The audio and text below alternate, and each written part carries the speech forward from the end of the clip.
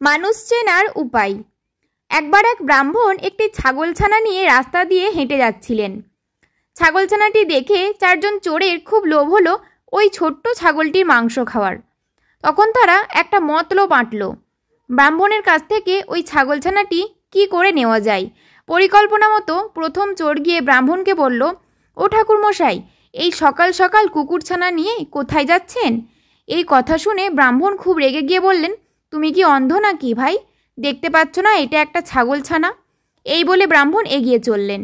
আবার কিছু দূর যাওয়ার পর দ্বিতীয় চোর বলল, ঠাকুরমশাই, এই কুকুরছানাটা আপনি কোথায় পেলেন?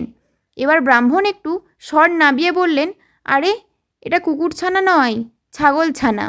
এই বলে এগিয়ে চললেন। আবার কিছু দূর যাওয়ার পর তৃতীয় চোর বলল, কি ঠাকুরমশাই, বাড়িতে কুকুর পুষবেন নাকি? এবার ব্রাহ্মণ আর কিছু বললেন না, ঠিকই, কিন্তু মনে মনে ভাবতে লাগলেন, সত্যি কি এটা কুকুরছানা? এইভাবে কিছু দূর যাওয়ার পর চতুর্থ চোর বলল, আরে ঠাকুরমশাই, এত সুন্দর কুকুরছানাটা আপনি কোথায় পেলেন? এইবার ব্রাহ্মণের পুরোপুরি বিশ্বাস হয়ে গেল যে এটা একটা কুকুরছানা, তার নিশ্চয়ই চিনতে ভুল হয়েছে, এটা ছাগলছানা নয়। এইভাবে ব্রাহ্মণ ছাগলছানাটি ছেড়ে দিয়ে চলে গেলেন। এরপর ওই চারজন চোর এসে মহা আনন্দে ছাগলছানাটি ধরে নিয়ে চলে গেল।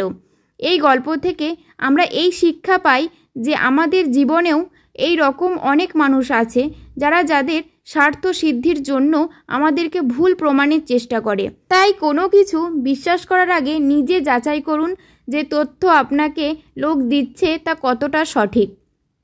ধন্যবাদ।